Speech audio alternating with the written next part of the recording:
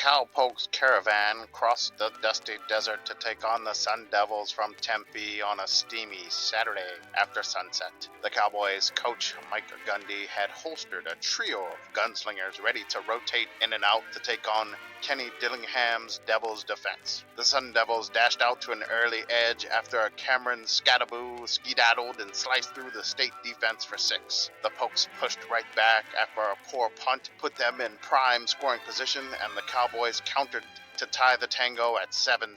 The Sun Devils then struck on a scintillating 65-yard spiral to take a 13-7 lead. Then Scadaboo skittered in for a surprising 2-point conversion and a 15-7 lead. The Cowboys' kicker Cannon cracked a forceful 52-yard field goal to head into halftime down 15-10.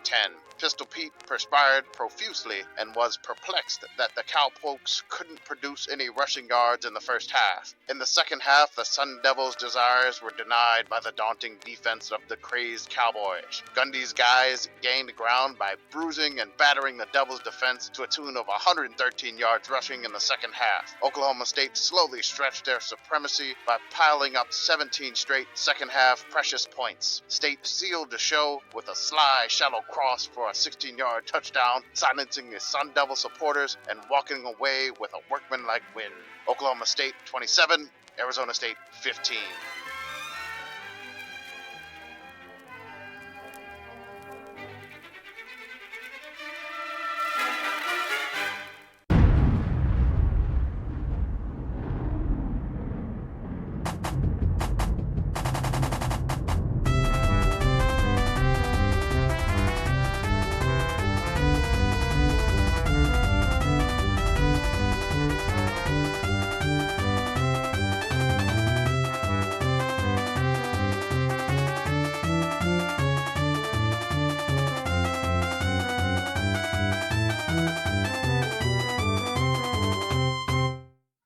Welcome, everyone, to the Sickos Committee Podcast. This is our podcast for the evening of September 10th, 2023. Week 2 is done. We now have 2 data points on our charts, which means we can draw a straight line through them, and we can discover trends. My favorite trend is because Shedeur Sanders did not throw as many passing yards as he did last week, by the end of the season, he's going to have 0. That's how trends work, and I'm pretty sure that's how math works. As always, I'm Jordan, and with me tonight, I've got Kamish, Pitt Girl, Beth, and Arthur listening in from the wings. Kamish, how are you, sir? I'm good. It was an interesting weekend, to say the least, and let's talk about this one because what a jumbled mess this week was. Yep. It was not intentionally a jumbled mess, but Mother Nature had some other plans for us. Pitt Girl, how are you? I am good. I am looking forward to learning what happened this weekend because I missed almost everything except for Pitt. I was very there for Pitt. Very, very there for Pitt. Beth, how are you? If you're worried about missing things while you go to live football games, let me recommend the several hours long rain delay. So that's the story of the week, is the weather. The East Coast, basically from Miami up through Boston, ended up with weather delays. My favorite one, and I'm not even sure this was connected to the weather, Merrimack, one of our favorite NEC schools, ended up having to move their home game to Harvard with 3 hours notice. They bust all their shit from Merrimack, which is in like northern Mass. It's not that far away, about 45 minutes away. No. But there was no power on campus. And so Merrimack threw all their shit into a bus, called Harvard, asked if they could play it there. And they ended up playing, I forget who they were playing, but Merrimack was hosting. We had weather delays that ranged from 30 minutes to, did UMass have the longer delay or did Purdue have the longer delay? I can't remember what. Virginia Tech and Purdue started at like 11 Central, noon Eastern, but they didn't finish until like 7-ish Eastern? Something like that. I think. But UMass was still going, like, as the late games were kicking off. Like, UMass and Miami were still going. Well, almost like midnight in Amherst, in the surrounding area. So, I don't know if the delay was longer, but UMass basically not expected to play a night game. And they were deep into the night. Pitt Girl, did you end up with a weather delay at that game? No, the weather was fine. It was a little bit humid and it looked like it was going to rain, but it ended up being very pleasant. It went around us.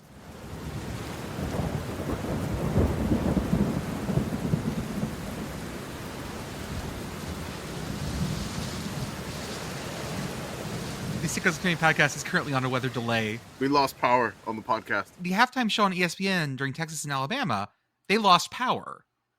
And so they still had, for some reason, some things were still working, like their backstream was still working, but they were reading their notes with their phones' flashlights. So it was a great day all up and down the East Coast. Infrastructure is great in this country. Coming from Texas, I know good power infrastructure, so trust me when I say it. Y'all are fine. We're all fine. Happy Infrastructure Week. I had a delay myself. Power and internet for about 30 minutes because we had some random thunderstorms. Knocked off the power and internet for 30 minutes. I think it was probably the second quarter of the Cal and Auburn game, along with the Oklahoma State and Arizona State game. I lost everything. And I'm like messaging everybody like, I can't tweet. I don't know what's going on. I got no power. Help. But so all your fans from the 11 games affected by weather delays, over 25 hours of weather delays. I went through it too, even though I wasn't with you in the stadiums there. I went through it with you also in spirit and just without internet and power for about 30 minutes. Oh, by the way, Merrimack played Lehigh and ended up losing to Lehigh. 12-14. That sucks. Ugh. That really sucks. That's rough, buddy. Yeah. This was such a clusterfuck of a schedule because if you're watching at home, like probably most of us did, it was nothing. And then all of a sudden around 4 o'clock, every game came back. And so YouTube TV saying like, oh, this game is here. Lies. Everything was a lie. Holy Cross, Boston College got bumped to ACC Network proper. It was just like all over the place. The quad box was a lie. I know, and I'm using the ESPN Plus like Apple TV that's quad good, box because mine was shit. Well, it was fun, right? So I'm trying to find all these games. I have 4 games up, just ESPN Plus games, because again with Apple TV it's different than your YouTube TV quad box. But I have 4 games up. And then like one goes into a weather delay, and then they're like, hey, it's alive looking at the other one that's still going. So in the quad box, I had like the same game going a couple of different times, a couple of different screens because of the weather delay. So the quad box was just basically showing me 2 games, and then sometimes they were delayed by like a play or 2. Oh yeah. So it was fun of like I got to see it happen in one, and then I got to see basically the replay of the play in the other. The fucking YouTube TV quad box insisted that I wanted to watch Wagner Navy. Every one of them. First off, I connected a quad box that included El Assico and whatever the other big like 2:30 game was. Just like that did not exist. El Assico, but just in grayscale. Yeah, but they really wanted me to watch Wagner Navy for some reason. Didn't Wagner Navy go into a weather delay also? Yes, I think so. Everything fucking did. Jordan, do you want to call that Wagner Navy as badly as I always do? I do. Also, This seems like a shout out for Russian PMCs. Let's start with some on the ground reporting. Beth, how is West Virginia? Final score: West Virginia 56, Duquesne 17. No, this score is an absolute lie. There was what happened prior to the to 7 minutes before the second quarter when we all had to scurry to our cars and to our homes. And then there was what happened afterward when Duquesne, I suppose, just decided that they were pretty much done for the day. West Virginia could do nothing competently on offense. They could do extra nothing competently on defense. And if number 9 wants a scholarship with us in January, we could talk, my friends. But this was just a mess. I did finally get to experience a very friendly weather delay because my sister has decided to move very close to Mountaineer Field, which was a delight. Yeah, so during the rain delay, we took my father, who is an older gent and affectionately referred to as Puddles on this podcast. We took him over to my sister's house and ensconced him in a couch in a comfy blanket, and we watched as much of Bama, Texas as we possibly could. It was very nice. At some point, Duquesne was up 7-0. Yeah. Then it got to be about, was it 10-14 when the weather delay hit? Yeah. The weather delay. It was 10-14. And so I just stared at that score for a long time. Yep. And we were joking at one point that this may be the longest lead that West Virginia holds all year. So number 9 for Duquesne is Teddy. And then it looks like his last name is spelled, it's not awful, but it's Afful. So AFFUL.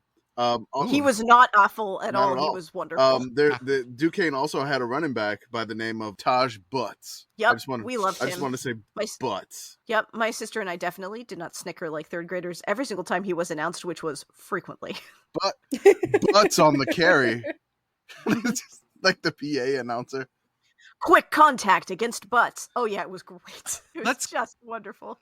Let's go to our other live report from, Arthur, you were there too. Pitt Girl, you were there.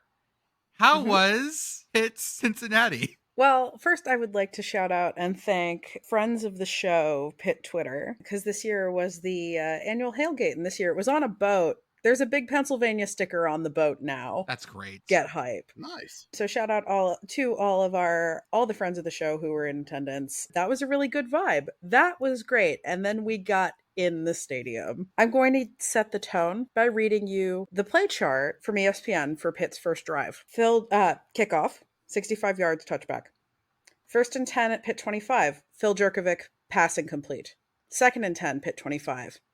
Phil Jerkovic, passing complete. 3rd and 10 at Pitt 25. Phil Jerkovic, passing complete. 4th and 10 at Pitt 25. Caleb Junko, punt. That's it. Yep. That's pretty much that was all night. Hold on. How good of a punt was it? That punt was not very good. There was one that was later that was very good. We dropped them on the 2 and almost got a safety. That punt did not set the tone in Narduzzi fashion. Okay. I was told that Phil was it. You've told me, Pitt Girl, that Phil is it. No, I never said that. I think I said that Phil might suck less than Keaton Slovis. That's not even confident about that right now. Phil was 10 for 32 last night. Jesus Christ. Also, the ghost of Jester Wea seems to have returned and reincarnated in Bub Means, who was targeted like 11 times and caught 0 balls. I'm just going to jump in because I have thoughts. The thing to me that really stuck out is, yes, a lot of wide receivers did not have good nights. The wide receivers are not going to have a good night when the quarterback completes less than a third of his passes. Watching Phil Jerkovic, it was wild because it was like he was just miscalibrated. Like every single pass was a little bit behind the receiver and a little bit underthrown. Please. It's like if at the beginning of the game, maybe in warm-ups or something, there was something somehow that he was just, everything got miscalibrated by a few yards. Okay. These wide receivers did not have a shot at a lot of these balls. Like there were a lot of times when they were able to kind of adjust and, it was like maybe they could have caught it, but it wasn't like the receivers were dropping like, wow, that was a great throw and he just dropped it. Like, nothing, not close. You did a lot of effort to make it look like a drop, right? Whereas Yeah. So I mean, honestly, I have no idea. The big thing that everyone's talking about in Pittsburgh now here is the booing, right? Because when you go 10 for 32 passing, I guess the boos start. And here, the only thing I want to say is that as much as like, yes, people are booing Phil because he didn't play well, but the way Pat Narduzzi has, I guess, messaged all of this with the offense saying, now it's my offense, like we're going to do this my way. That means anything that happens with the offense now has a big magnifying, like he's put that magnifying glass on himself and on the offense. And it's going to be a lightning rod. It's going to attract criticism when things don't go well. And they did not go well on Saturday night. The last thing I will tack on to this is that it did seem that it was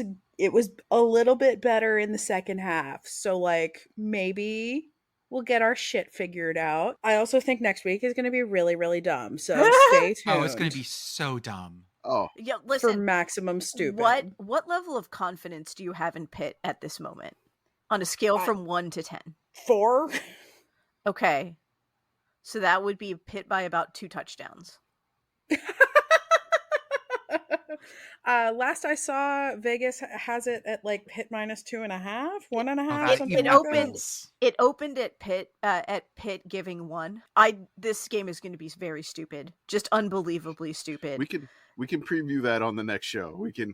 That's fine. Definitely. I do want to say, maybe Phil just got to work a little bit of that BC out of him first, just a little bit. We took the BC with him. Mm-hmm. Yeah, you brought staff too. Yeah. It's in the walls. Not STAFF, STAPH.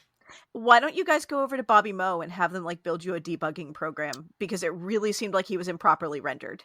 But I mean, the big news of this game is that Pitt scored the first touchdown in CW history, like first college football touchdown in CW history. They just took ESPN's score bug. I was expecting to see some sort of like score bug horror or something new. Nah, man, they just bought ESPN's. Fuck that. Oh, that's lame. Yeah, it was the same score bug. We were looking for a new one.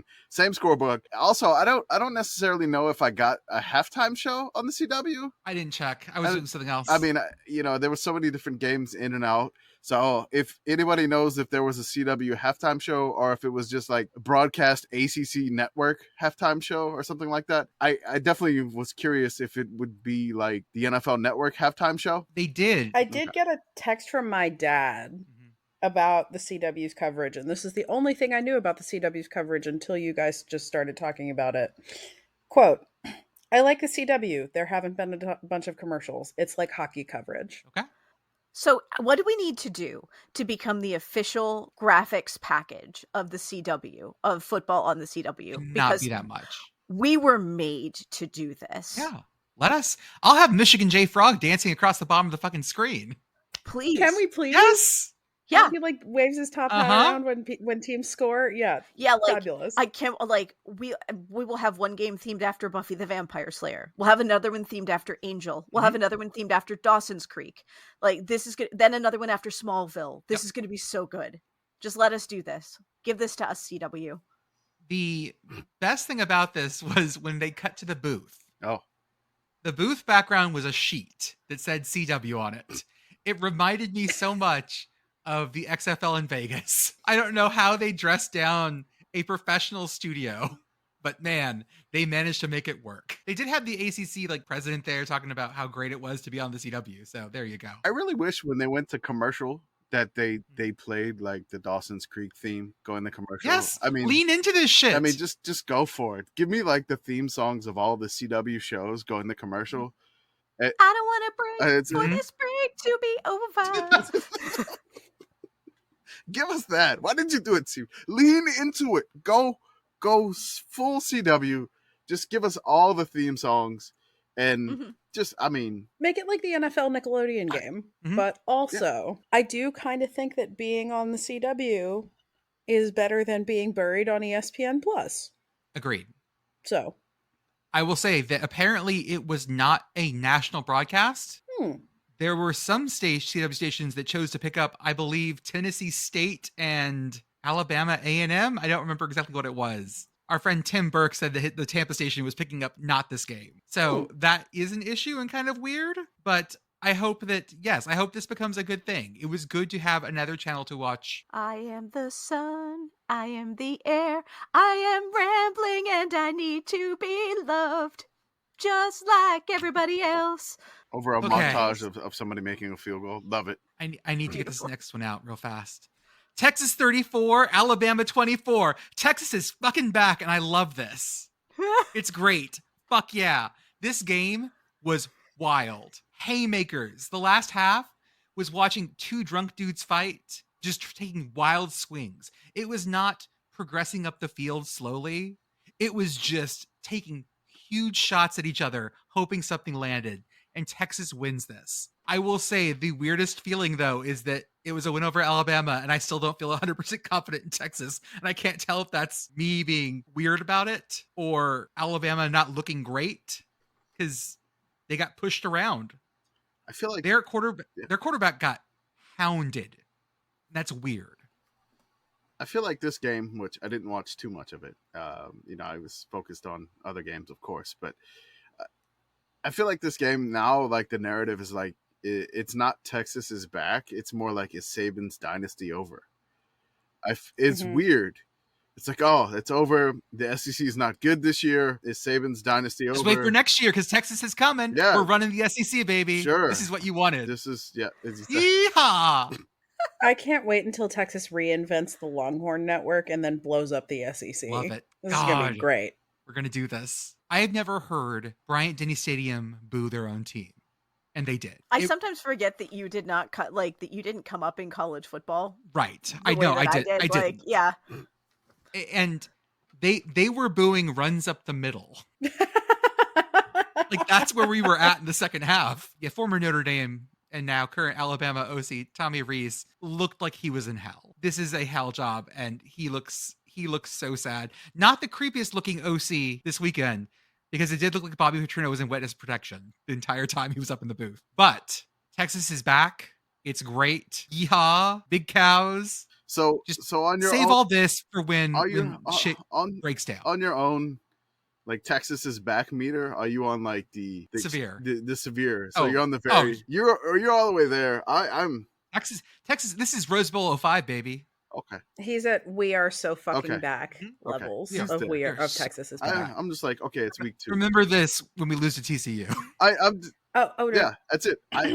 Jordan, you play Wyoming next week. At home. At home. No, it's Yeah, not in and- It's Laramie. fine. It's not in Not Laramie. in Laramie. It's fine. It's still like, but It would be Wyoming is zesty, so good to though. trip on our own it'd be dicks. funny. Just, I have great news for you. You don't play us this year. And when we are at our most dick trippy, that is No. usually when we are poison for you guys. yep. The state of Texas is in a bad way right now for football, guys. It's not great. FBS Texas is just having a really rough time at the moment. Hey, Rice is living their best life. They really are. Oh, we will get to the Bayou Bucket. I love this. Oh man. How about Colorado 36, Nebraska 14? Do we know anything about No. Colorado? No, because I don't know what the fuck TCU is. It is entirely possible that we will not know anything about Colorado until Thanksgiving. Well, no, we're going to find out real fast because you know what their next game is? Well, Oh, I know. next game, Colorado State. That's fine. But then they get Oregon and USC back to back. But here's the thing. Hmm. Does that tell us anything? Yes. I think it will. Does it? I think Because- one of because the two will. At Because least. I know what Oregon is now. and I know Oregon this- or USC will tell us something. Yeah. I'm not confident that I can tell you what either Oregon or USC are. I feel that. I feel USC has a really good offense and a dog shit defense. that. Surprise. They looked better against Stanford. Stanford. I know what Utah is, I think. I think I know what Utah is. I am willing to say on November 26th, I am willing to say what Colorado probably is. It's going to take me this entire season to decide. I thought I knew what Utah was. And then I saw Baylor run over their asses for 3 quarters. Utah had to swap out quarterbacks. Their pig farmer went on the bench. I say that lovingly. He is a pig farmer. Cam Rising still didn't play. They are going to need Cam Rising, apparently. That is going to be important. And Baylor had the worst 5 minutes of football I have seen in a long time to end that game. I mean, I've seen that before, but maybe for Baylor, I guess. But I've seen really bad For football. modern Baylor, I'm pretty sure Baylor yeah, 05 also had there moments was like this too. Baylor was not great when I was getting out of high school, and they were trying to recruit people to go to the school. We're like, no, sorry. Do you All like this not said, dancing? like, absolutely storm that field. Like, storm Folsom Oh, hell every yeah. time. Every time. And We love they it. were like, oh, I guess they're favored. Fuck that. Storm the field. You had a 1-11 season last year. You know what? You beat Nebraska. Storm the field. Awesome. Let the kids have fun. This Yeah. is not hard. Shedeur Sanders has Please, another. do not storm Ralphie's trailer, though. Do not storm that. That is not a thing Oh, to no. storm. Let You Ralphie can on the storm field for right the field storming. No. Ralphie will storm you. Yes. I can imagine like everyone's storming the field and there goes Ralphie. Oh God. Just bodies popping up. Reminder that it was officially a grad assistant job at Colorado to get new Ralphie used to the marching band by holding practices next to her pen. This is a real grad assistant job. I know the grad assistant in question. Was it a band grad assistant or a? Sure was. Of course it was. Yeah, he's got his doctorate now. Doctorate in bison soothing with sousaphone. Shedeur Sanders once again goes for a crazy amount of yards, 400 something. It was great. He is holding on to the ball a very long time. Nothing bad will ever come of this. That's the big thing of me going like, ooh, we're holding on a long time. And he's still great. He's great to watch, a ton of fun. This may bite them eventually, but who the fuck cares?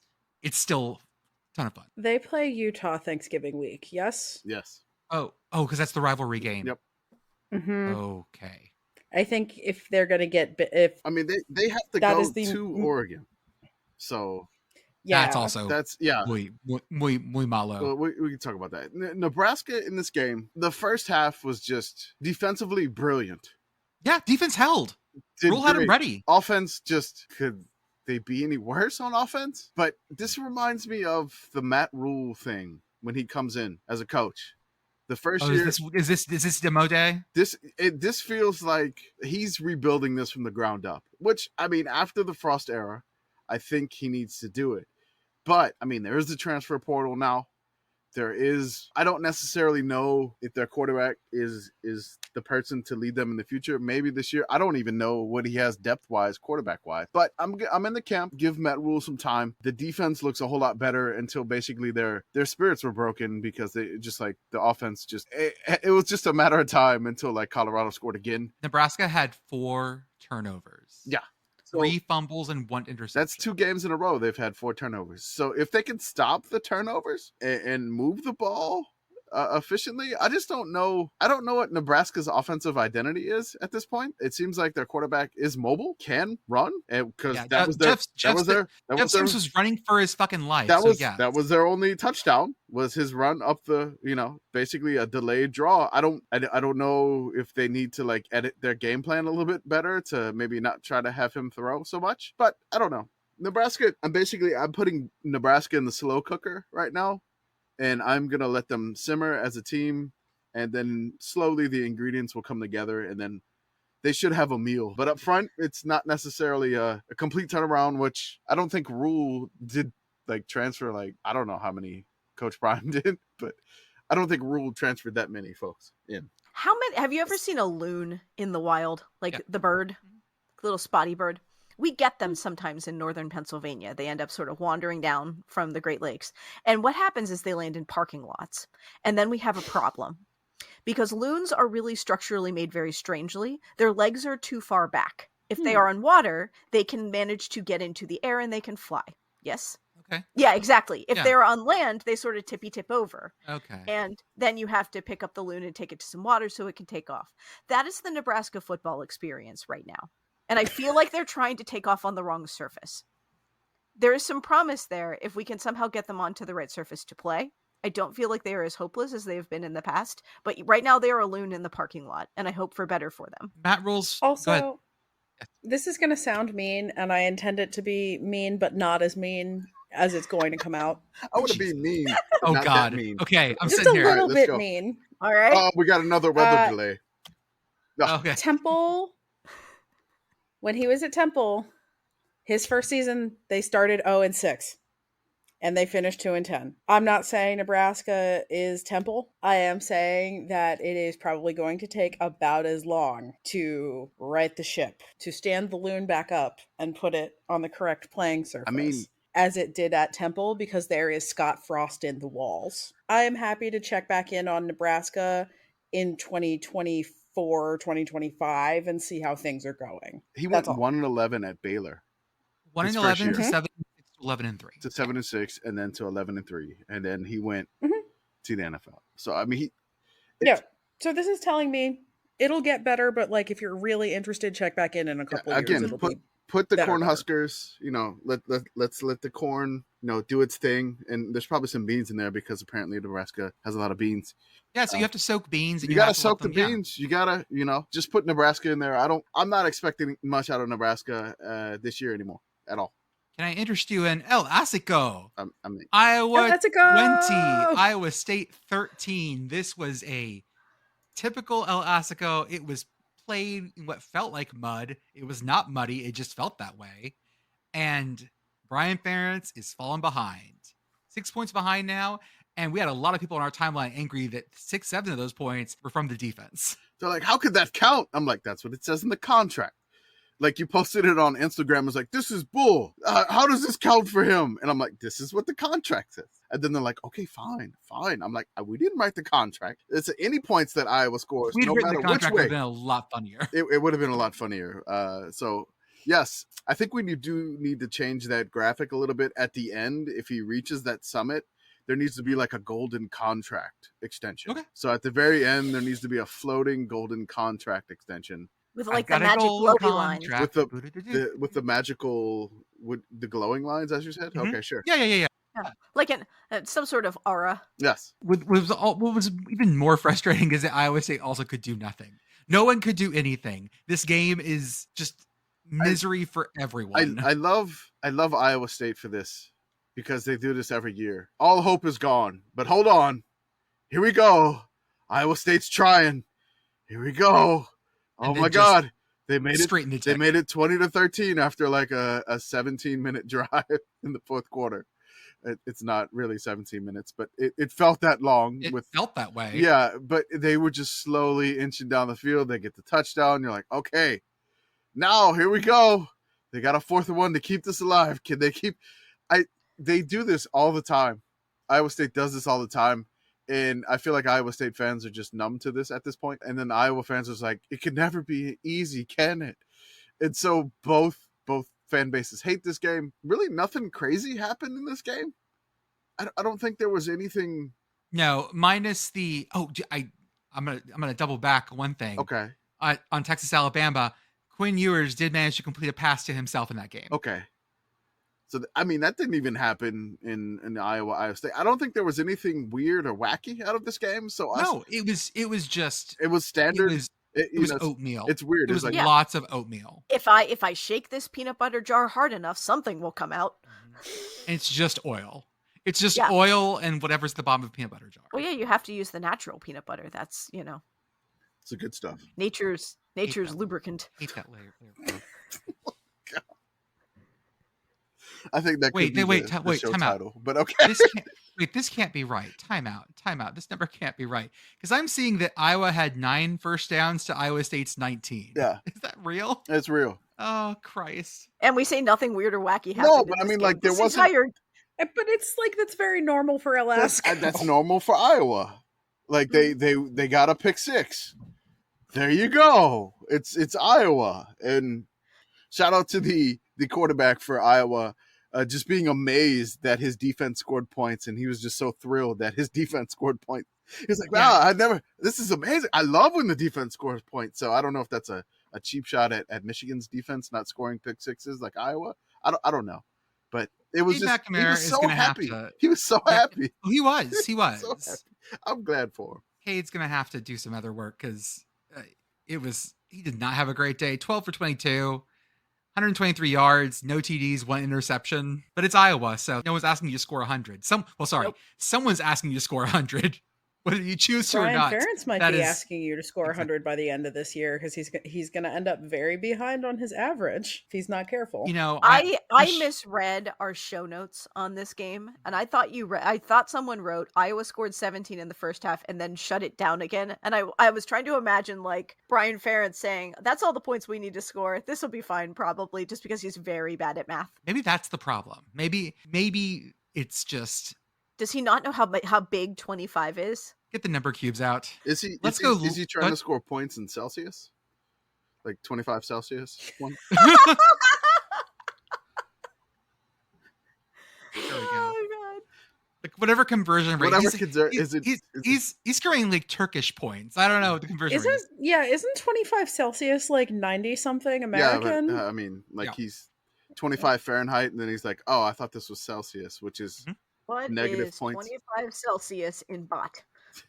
We're just cross over all of our jokes. Just all the jokes done. The value of 25 CEL in bot is 112.25 bot.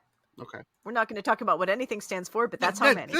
That's not real math. That's just numbers. I think there may be a cryptocurrency named Celsius. Sure. Oh, there we go. Yep. That's it. Beth is now into crypto. Okay. Totally. We go to the desert. Oklahoma State at Arizona State. This was our game of the week. This ended up being just a pretty good Big 12 game. Arizona State feels like this year sucks for them. They've got nothing to play for, really, and they're being punished for something that wasn't their fucking fault. The person that did all that shit is, getting a paycheck on ESPN, so fuck that. This sucks. And so it was a lot of fun until it wasn't. I mean, it was fun for me watching the entire game. Is it raining peanut oil now? No. We're in a weather delay because of peanut butter is nature's lubricant. Nature's lubricant is falling on the show. Oh no! You gotta mix it in. Since we're talking about Arizona State, is this a haboob of peanut butter? Yes, it is. Peanut butter haboob. Oh, good. Dusty peanut butter. That's what I like in my peanut butter is dust. Hey, Yes, that's a thing, that though. This is crunchy peanut butter, dusty peanut butter. You got it. Not enough people talk about Katamari Damacy Part 3. Not enough people talk about it, and I don't understand why. This Arizona State game was a tale of two halves, I would say. Yes, a tale of two halves, which is the fun thing for me is that Arizona State was basically playing hair on fire first half. Just ridiculous. Fighting, going crazy, running the ball well. I mean, hitting big plays. They got to 15 and they just stuck on 15. Oh, yeah, just at halftime 15. And then my favorite shot of the game was when they showed Pistol Pete, the mascot with the giant head. I was just very concerned for the person in there's well-being. I'm like, get this torrents of sweat. He looked, he or she, whoever was in the thing, looked miserable, even though you couldn't tell. But like their body posture in the giant Pistol Pete head just did not look like they were having a good night. And Oklahoma State couldn't do anything in the first half. They had 12 rushes for 0 yards in the first half. Nothing.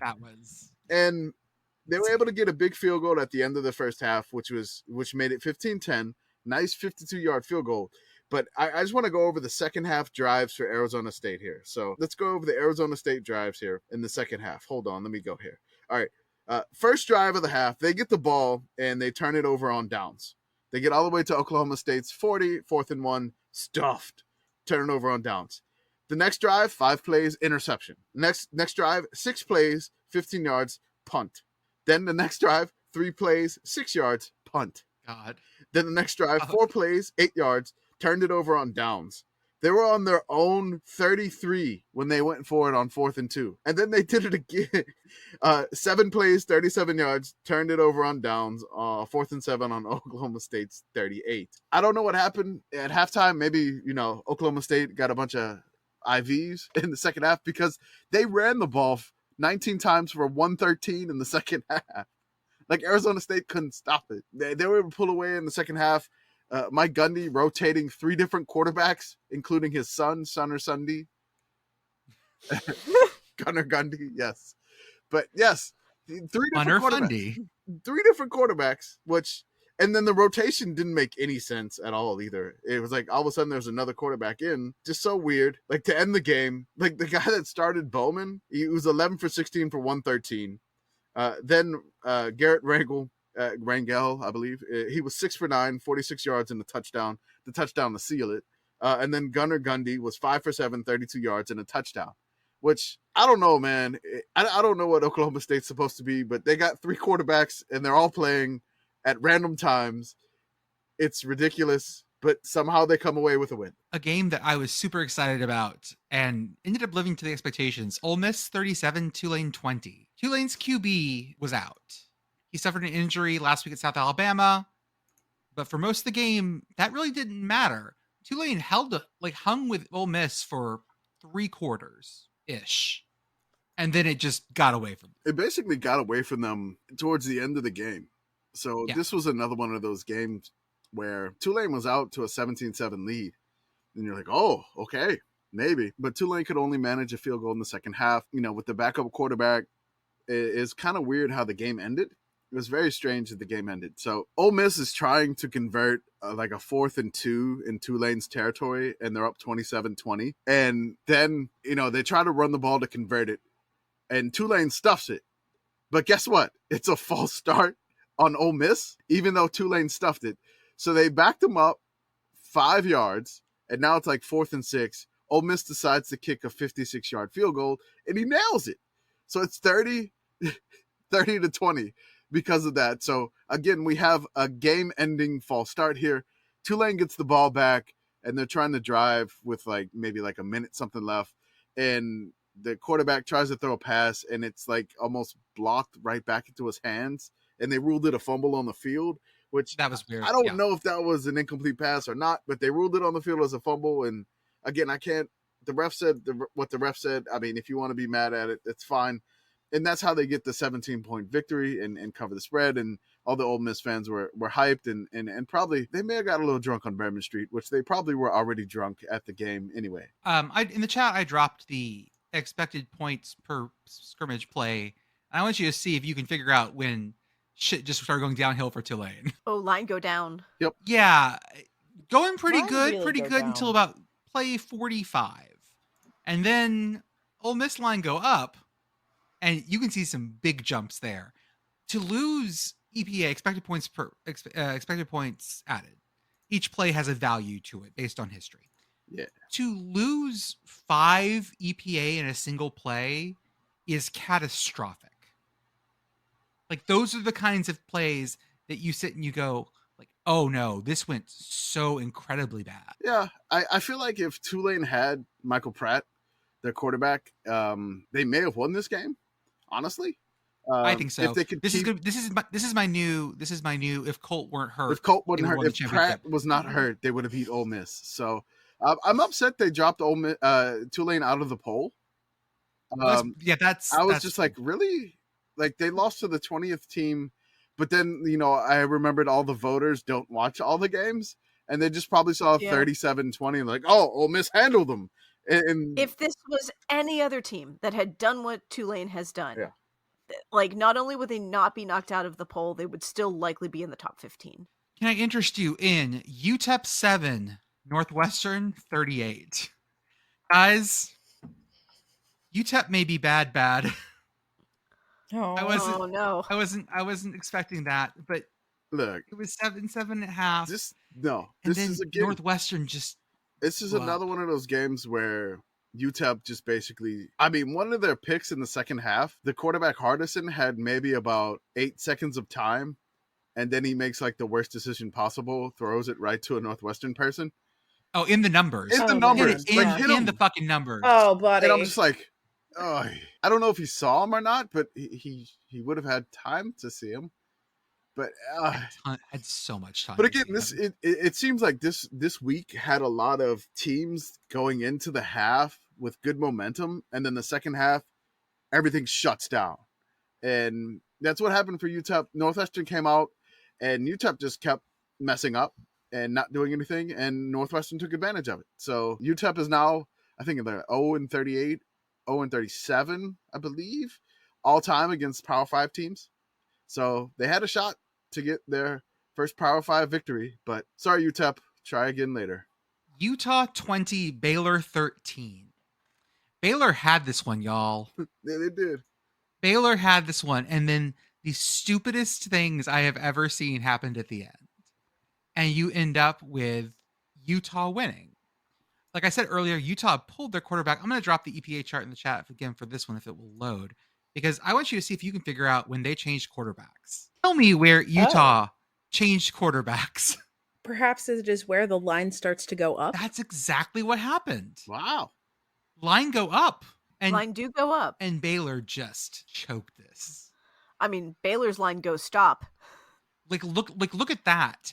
To go from being total positive EPA, offensive EPA 7-ish, very good, to -7 in the course of like 10 plays. Eesh. Yikes. Fucking yikes. Utah did not look great. And I don't know if this is body clock. It was hot. I don't know if this is. It was hot. They were spraying down the student section. They were spraying them. It was like 102. Like Baylor girls, women, all wearing their white shirts. And they are blasting them with a water hose in the front row. I thought it was yellow shirts, but it was students. It was a light colored shirt. Okay. I do love the irony of Baylor temporarily becoming the home of the world's largest wet t-shirt contest. Yes, that's what I was saying. Noted Methodist school Baylor. Mm-hmm. So yeah, Baylor had a wet t-shirt contest and lost a game. Yeah.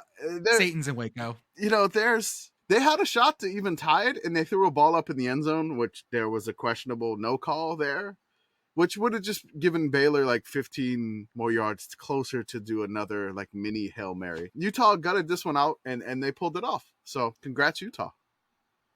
Jordan, are you there? Jordan, I can't hear you. Yeah, Jordan, your audio's gone. How about now? It's a weather delay. delay. There you are. There's another weather delay for his electronics going out, like the Notre Dame and NC State scoreboard. We regret to inform you that Jordan's microphone has been struck by lightning, much like the NC State scoreboard. I'm going to start you guys talking about Miami 48, Texas A&M 33. Commissioner talking. I got to find a picture of Bobby Petrino. Okay. So this game was a lot of fun. God, that's ominous. This game was a lot of fun because in the beginning, Miami just kept messing up. Miami was messing up, and A&M was taking advantage.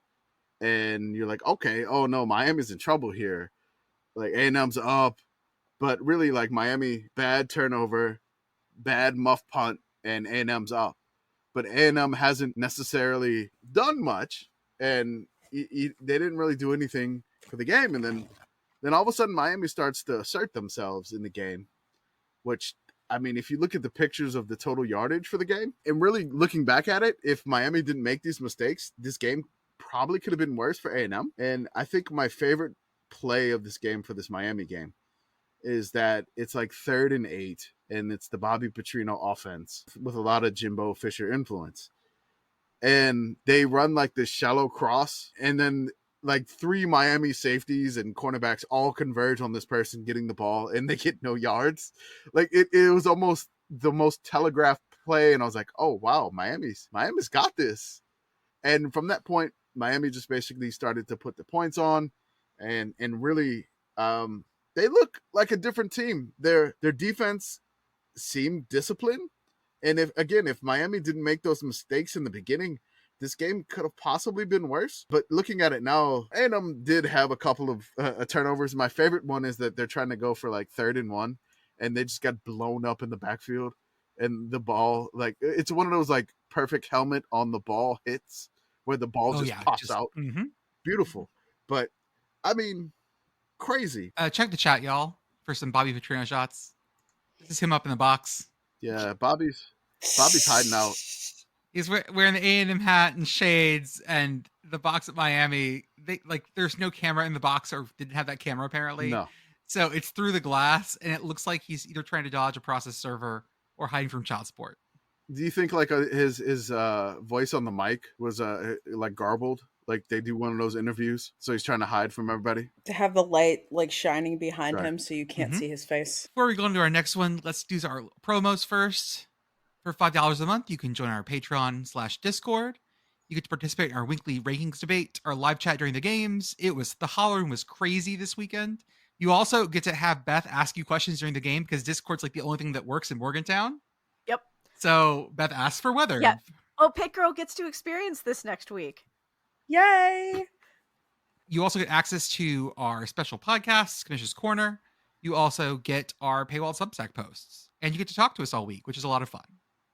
Yeah, we're cool, I think. Not really, but yeah. We have our merch store at sickos-committee.sellfy.store. A joke for Lucy Roden. She said she needed a Live Laugh Punt sticker or a Live Laugh Punt logo. I was happy to provide one, and it's down in our store as a sticker. So in Hawkeye colors. I can make it in Ames colors too if I need to. I mean, whatever colors, we can definitely. Whoa! Hey, I'm sorry. I'm the artist here. I get to choose the colors. I'm not just going to give it to anyone. Got to earn this. If someone's like, I want Live, Laugh, Punt, and Bama colors, I'm not doing this. I want to know the Bama fan that's like, I want a Live, Laugh, Punt sticker. Yeah, Bama fans who would be interested in a Live, Laugh, Punt sticker, DM us because we would like to psychoanalyze. They probably follow us, which they're probably Bama fans from the before Saban era.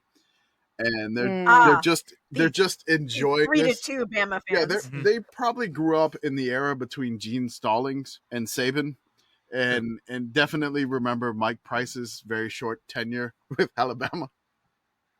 So if you're a little bit too young and you're listening to this podcast, just Google Mike Price Alabama and enjoy that one. God, oh God, have fun.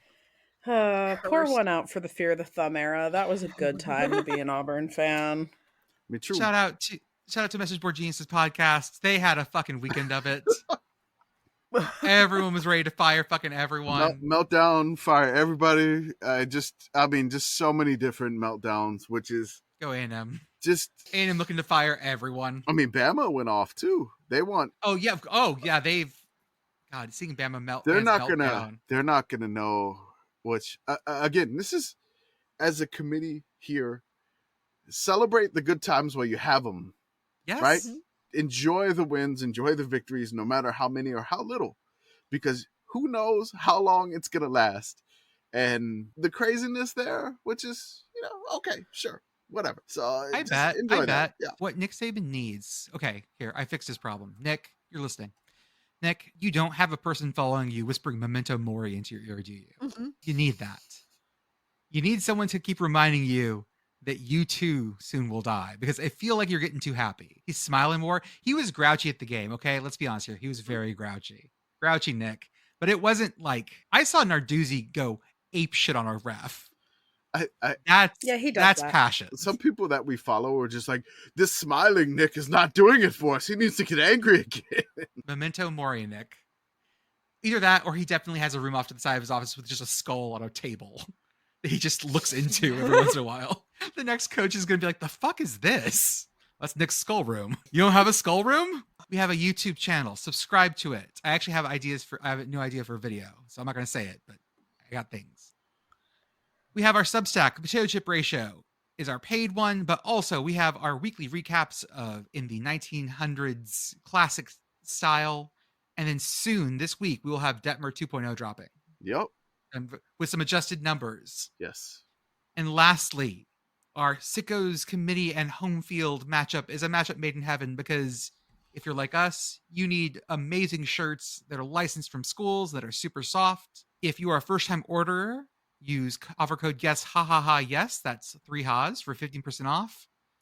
And even better, we have our weekly Sicko shirt showdown.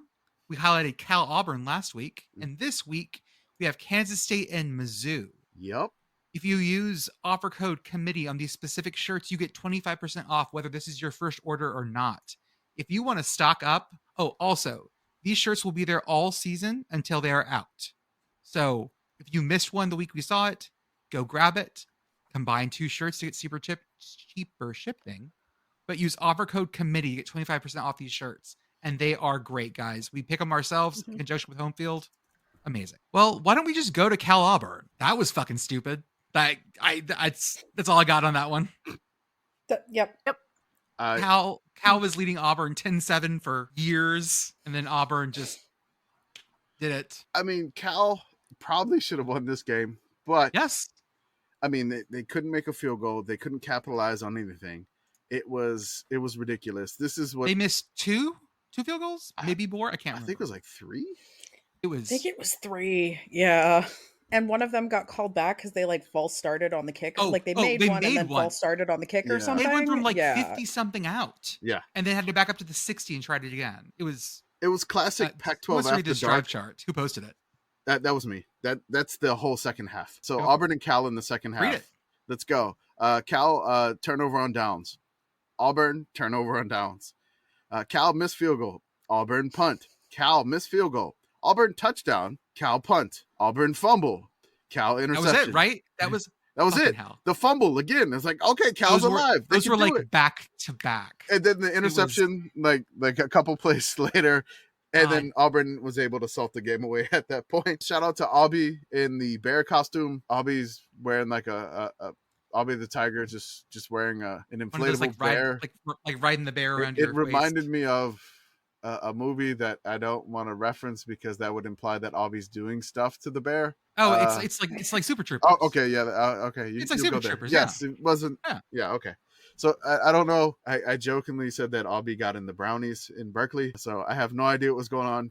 It was a lot of fun to see the Auburn fans out in Berkeley, and I love stuff like this. This is the magic of college football. Like 2 fan bases that never mix on campus. They may mix in a bowl game at some point, but in going to somebody else's campus that is clear across the country, which we may get a lot more now with the realignment, I guess. But I mean, this is the classic SEC ACC totally bowl game. Right. This could be an Outback Bowl. Yeah, get that in your head real fast. Actually, no, not Outback. This could be a Duke's Mayo Bowl. Actually, hey guys, Cal Auburn is a Duke's Mayo Bowl. I am all of a sudden sold on this. I didn't get to see the Auburn Tiger with this bear. Let me get you real fast. Hold up. Does it look like Hercules with the Nemean lion? Is that what we're doing? Not nearly that cool.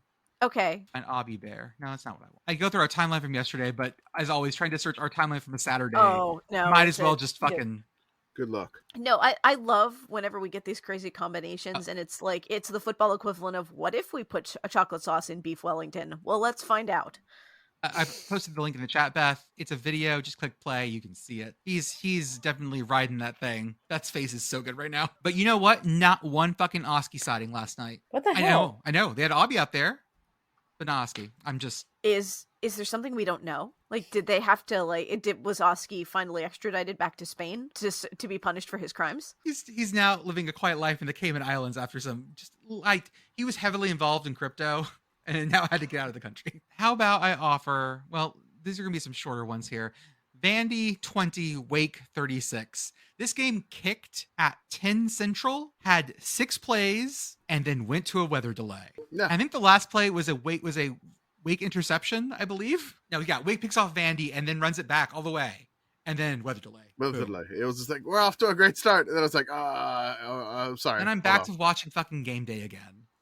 The first 6 plays of this game were one of the relatively few things that I saw live yesterday. I was sitting on the couch in my friend's apartment watching this game, and we flip it on, and it's about to go to kick, and it's silent. And we were convinced there was something wrong with the audio on the TV.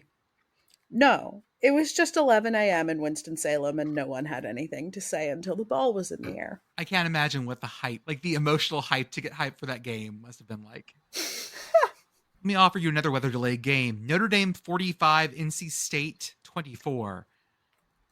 The most interesting thing that happened here is that lightning either hit near the scoreboard or on the scoreboard and glitched it for a while.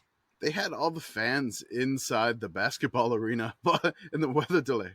And then somebody tagged us and sent a video for that. So if something weird at the game happens, we get tagged in it. We love that so much. Do that all the time. We appreciate it.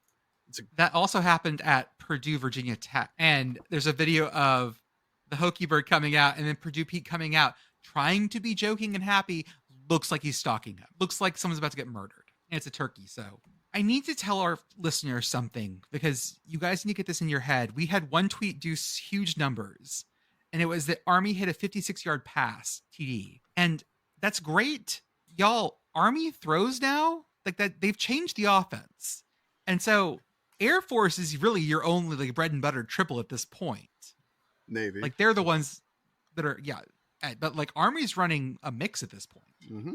I mean, also, even in the before times when Army did throw, it was often like this. Mm-hmm. That's kind of the idea when you're a triple, is that if you do throw, you're going to blow the fucking lid off. Yeah. Shout out to Air Force, by the way, currently top at yards per completion because they've completed 3 passes for 100 yards. And they beat Sam Houston in Houston 13-3. That's right. Sam Houston's defense is real. I'm going to argue this the rest of this year. No, they're good. I mean, they've only given up 17 points. The only problem, Sam Houston's only scored 3. Their defense is good. Maybe their offense will catch up to FES sooner or later. So they just need to work on their scoring. Are they defense. Iowa in miniature? Mini Iowa in Huntsville. God. Oh my God, that's the worst existence I can imagine. They're fun-sized Iowa. Snack sized. Orange Iowa. Orange. They come in the big 100-piece bag. Mm-hmm. Yeah. It also has helped. Delaware State is not great. Well, no, they lost to a Division II team the week before, so Army took advantage. Also, when you see Army doing these passes, it just tells me that the masses did not watch ULM versus Army on the NFL Network in week 1. I can guarantee you the masses did not watch that. Are you kidding me? I mean, it was NFL Network, Army, ULM in Monroe. Why did nobody not watch that game? None of those things. Just me, but okay, yes. JMU 36, UVA 35. Ooh. This was a great game. This was such a great game. Because it was so close, that's what's painful. If this had been a blowout, then yeah, but it was close. And then, of course, we got weather delay right as UVA was charging back. I kept checking the score of this game, and it looked like, okay, UVA has it. Okay, UVA has it. Okay, UVA has it. And then I didn't look for a while, and it's like, JMU won. Wait, what? JMU was up big early, and then UVA switched quarterbacks to their was it Anthony Colandrea? And yes, Colandrea. I mean, he could move, he could throw. Very raw talent. but just up and down. And UVA took the lead big time, but then JMU fought back. I mean, UVA was up 35-24, but then JMU fought back and made it 35-30. And then with like a minute left, JMU gets the touchdown to take the lead by a point, and they're able to hang on. Poor UVA fans. You'd think you would beat your in-state rival, but I mean, JMU they were leading 17-7, but I believe the weather delay here, after the weather delay occurred, like JMU was down 11. And I think that's when the weather delay occurred, because JMU came out in the fourth quarter and they just took it to them in that fourth quarter, and they stole the game from the Cavs. And I mean, I get that Virginia doesn't want to hear this, but the fact that they were able to have this game and play the way that they did really bodes really well for you going forward. This is a really good sign. Yeah, JMU is good. There's no shame in losing to them. And this game was a lot closer than I thought it was going to be. So, it's going to be a long season this year, I think, Virginia, but might be better next year. Let's move directly south of there. UNC 40, App State 34. Best thing you need to know about this. Quote, Mac Brown's, this is from at Andrew Carter. Mac Brown said he won't miss playing App State. Asked him if these kinds of games should continue given the statewide interest. Quote, it's a great thing for the state of North Carolina to have these games, he said, and I encourage NC State and East Carolina to play them. That's some Steve Spurrier shit. I love it. Oh, he went further, and it's just like, there's no benefit for North Carolina to play App State. If we win the game, we're expected to win the game. If we lose it, then we're losers because we lost to the smaller school in App State. And I'm like, well, okay, Mac. He's just glad that it's done. And I need to finish the quote, by the way. Go right ahead. So then Mac continues after saying, he said, quote, so I've had enough. I'll enjoy my house in Linville and congratulating all those App State players and coaches, but I'm glad we're through. I appreciate Mac's ability to simultaneously channel Penn State coward energy and Hayden ass Spurrier energy in like 2 consecutive sentences. That's impressive. Yeah, very much so. He still needs to work on keeping it concise. He's wordy. Like send your zinger and then let it go and make them change the topic. We gotta workshop this delivery, but I think we're getting close, Mac. I think we're getting close. Another overtime game. Another double overtime game. The Bayou Bucket. Y'all, this one. When I saw they were up 28-0, Rice was up on Houston 28-0, my jaw dropped. They scored touchdowns on their first 4 drives. Yeah. The Rice band was tweeting out, I thought the Cougars were supposed to show up. Guess they're in traffic or shit like that. You have the Rice band dunking on you, Houston. I saw this score while I was at my sister's house, and I was just cackling on the couch. Oh my goodness, Dana, what are you doing? But then the Cougar Coaster arrived. There are a lot of teams you can lose to at Houston where it's understood. You're the scrappy underdog. Sometimes you take one.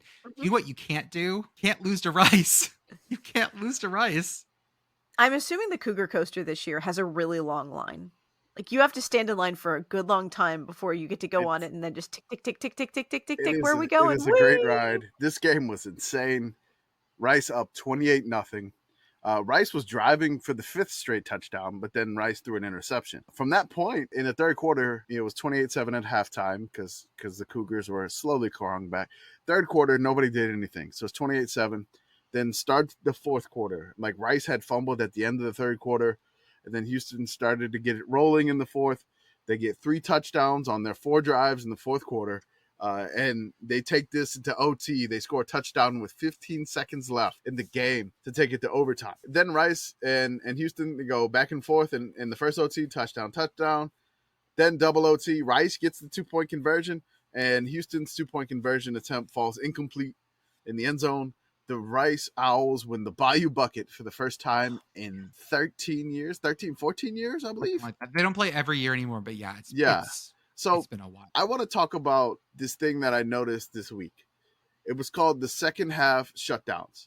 FBS teams that didn't score any points after halftime. So we'll talk about this, right? We'll go UTEP, Virginia Tech, Western Michigan, Kent State, New Mexico State, FAU, Arkansas State, Nevada, Eastern Michigan, San Diego State, Cal, Arizona State. One funny FCS here, Charleston Southern. That was a hilarious game. I have a comment. We'll give you some stats on that. Yeah. And Rice. So Rice didn't score any points in the second half. Nope. They didn't score until OT. Rice was the only team to win a game this week that didn't score any points in the second half. So dumb. So that is your Sickos stat of the week. The win probability chart is a work of art. Yeah, I dropped the win probability chart in the chat. You need to look at that. Yes, Sickos stat of the week. Poor Houston. Because nothing feels better than crawling back, dude, only to have it kicked out from underneath you. I just love the tiny little boop back into the Houston territory, and then the line immediately goes straight back down. Oh, look, hope. Whee! Oh, we're going up. Here we go. The Cougar Coaster strikes again. JT Daniels throws for 400 yards, and I'm so glad he's expanding his academic mind at Rice University. Right. Let's go nearby in Texas. Let's talk about UTSA 20, Texas State 13. Wasn't as big as scoring as I thought, but this is proof of concept for both of those. UTSA is good. They look slower than last year, and I still can't tell you why. But Texas State looks fun and feisty, and that makes me happy. UTSA had more yards. They ran all over them. Like, UTSA is very much back to that very blended half run, half pass thing, which under Frank Harris, that's what they do. And yeah, they just look a little slower, and I don't know why. I don't think they have the wide receivers that they had because some went to the draft and some portaled out. And then Frank Harris has not necessarily got off to a great start for the year. Just looking at the thing, I think he only completed 46% of his passes. It was not as usual. No, but he's had a rough first two games. And really, I don't know, maybe he'll get it back. But, I mean, Frank has been there for ages.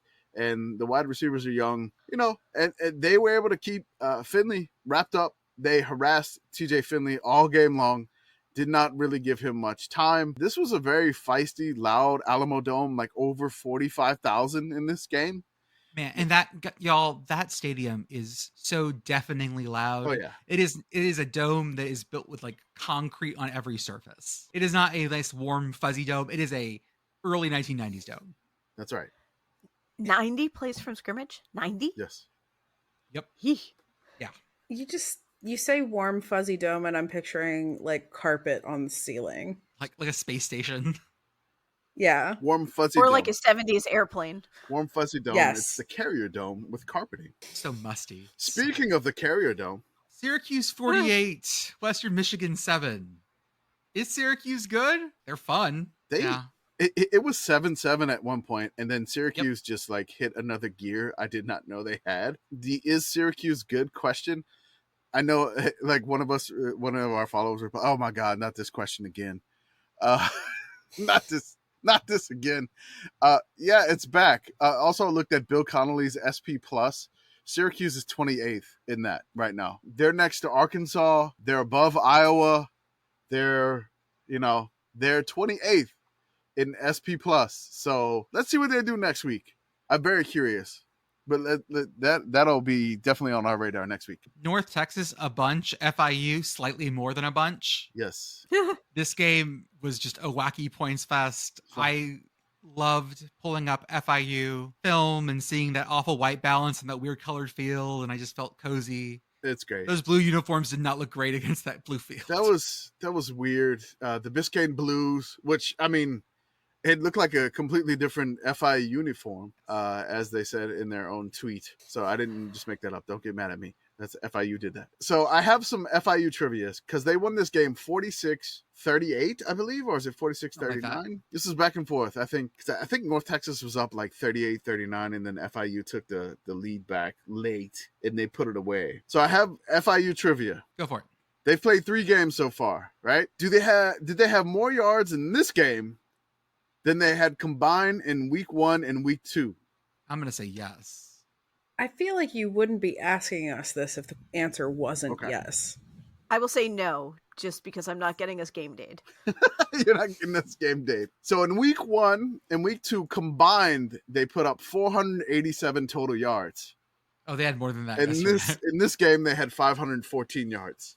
Yeah. So they basically doubled their year total in one game. So You were on to my clever ruse here, Pitt girl. Oh, but some fun FIU trivia for everybody. Trivia nerd. Trivia nerd. She does have Jeopardy experience. I should have known better. Mm-hmm. UCF at Boise State. This was crazy. I want these two to play every year. This just felt right. I don't know what it is, but like UCF and Boise. I know UCF is in the Big 12 now, but like these two schools seem like to be that outside of the Power 5 for so long. This is the new money fight. And it was such a great game. It wasn't like they couldn't do much each other. There wasn't much UCF scoring. wins 18-16, by the way. Yeah, 18-16. They hit a huge field goal at the end to win the game. This game was 10-9 for so long. Yeah, it was nuts. It was such a great game. I don't know. Like the kicker, Boomer is the name of the kicker for UCF. Wonderful. He boomed 4 field goals in for UCF, and they were able to pull off the victory in Boise, which, I mean, this was a great, great game. And I want these teams to do a home and home and home and home and home and home. Just back and forth. Well, keep playing. So it needs a trophy. It does. This needs a trophy. So could it be like a knight riding a horse? Because it's the Bronco and the... Don't riding a horse. A Bronco? I'm going to go to the local consignment store, and it's going to be like I was going to say the crock pot, but no, if we need one of those, I know where to find it. Maybe if you ask nicely. One of my least favorites. We could go to an area of Pennsylvania with rival games that don't have trophies and offer all of them the crock pot trophy. Okay. You'll get some takers. Yeah. How about like we'll spray it gold? How about a crock pot with potatoes in it? I like that. We do like potatoes. We do. We do love potatoes. We're big potato fans. Invite us to your bowl game, Potato Bowl. Next one, Charlotte at Maryland. Only thing to say really is that Biff burst out to a 14-0 lead, and then Maryland just found their gear. Yeah, this was on God's own NBC. Everyone saw. Mm-hmm. The Biff. The Biff, what was did you make that video of Biff? No, someone else did in our chat. I can't remember. Amazing. It. Fantastic. I want to give a shout out to Temple at Rutgers. I look. What was the actual score of this game? I'm not going to tell you. I'll tell you after. I'll get you at the end of this one, right? So Temple's down 13-0. 13-0 at the end of the third quarter. It's 13-0. Temple gets a touchdown. It's 13-7. Here come the Owls, folks. This all happened in the fourth quarter, by the way. Temple touchdown. Next drive, Rutgers touchdown. Next drive, Temple, 1 play, interception. Rutgers field goal, 22-7, Rutgers leads. 3 plays, 1 yard game for Temple, punt. Rutgers touchdown, it's 29-7, Rutgers. Next drive for Temple, 1 play, interception. It's still 29-7. Touchdown, Rutgers. It is 36-7, and that's the game. It was a 6-point game, Temple. What happened? Until Rutgers woke up. I don't know. Maybe 2 1-play drives where you throw an interception on the very first play of the drive. Not good, Temple. Not good. I'm trying to see if I can look up the win probability chart there because I don't think I've ever seen it go like off the chart, but I bet it does. It just went the other way. But it was just like, oh my God. I tweeted. I was like, Temple, get you within 6. And then I blinked and all of a sudden it's like 29-7. I'm like, what the hell happened, Temple? My God. Miami of Ohio at UMass. This one was one of those that started in the middle of the day and finished in the middle of the night game. This one was fun. This didn't leave the quad box. You know, it left during the really, really long delay there at McGurk Alumni Stadium. And I don't think there was really anybody left in the stadium once the game resumed because this one was like, I don't know how long the delay was, but it was like, I mean, I don't even know when the game was supposed to start, but it was still going around midnight Eastern. So Miami gets out to a big lead. It's like 28-7. Miami's just scoring up and down. They get a 99-yard touchdown pass. So they hit a 99-yard touchdown pass, but Don Brown's men fight back. And it's 31-28. UMass is down by 3. And you're like, okay, come on, UMass. You can do it. Put the Red Hawks in the Chowder Bowl. You can do it. But then Gabbert for Miami, Ohio, hits a deep pass. And they're running for the touchdown. The UMass quarterback punches it out. But a Miami Redhawk wide receiver picks it up at the 1 yard line and takes it in for a touchdown. And so it's a 10-point lead back for the Redhawks. Which, man, UMass, you fought all the way back. And then I think they lost like 41-28. If I'm wrong on the score, please forgive me. But the best stat line goes to the wide receiver of Miami, Ohio, Cade McDonald. He had 0 receptions, but he had 1 yard receiving and 1 touchdown. That's his stat line. How do you? I don't because understand. he's the one that picked up the fumble on the 1 yard line. Got it. And took it in for a touchdown. So that is his stat line: 1 yard, 1 touchdown, maximum efficiency. Cade McDonald for the Redhawks on no receptions. On no receptions. He had no. He didn't touch the ball for any other time in the game except to pick it up on the 1 and get it in for the touchdown after that fumble. Yards per catch is infinite if you are this guy. God. Oh my God. We're going to divide by 0. Mississippi State 31, Arizona 24. This went to 1 OT. This is our first Pac-12 team to fall in non-conference, so we salute them. Mississippi State was playing with their food. They really they should have put it away, but they didn't. And then Arizona fought back valiantly, and they were able to get it into OT. Mississippi State, no problem, scores like almost immediately in overtime. And then Arizona struggling. The quarterback, Jaden DeLora, scrambles on like a 4th and 10, gets like one leg clipped out from him. And so he's like just on one leg trying to leap for the first down. And they look like they give him the first down to convert on the 15. And then like they review it and they back him up. And so this was like a really, really questionable decision. Like they gave it to him on the field, but after the review, they backed him up. And that's how the game ended. They didn't give him the first down.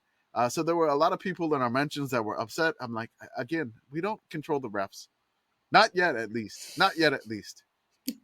I need to talk. This is when we tell the listeners, actually, we do control the Buffalo Wild Wings button, though. So if you ask nicely, we'll hit the chaos button for you.